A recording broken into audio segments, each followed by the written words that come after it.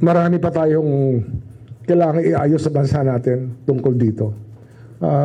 Malungkot sabihin, pero ano yan eh, maliit pa lang ang nailalagay natin sa hustisya at para naparatangan ng mga akusasyon tungkol sa corruption.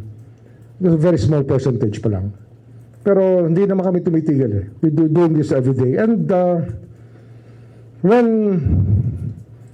our new team comes in through this month, through August, through September, then you will see a stronger Office of the Ombudsman.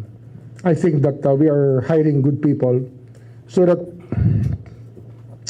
in the end, what we want to happen is to have a deterrent effect. Huwag na mag-violate ng law yung mga taong na nadidemonyong mag-violate ng law.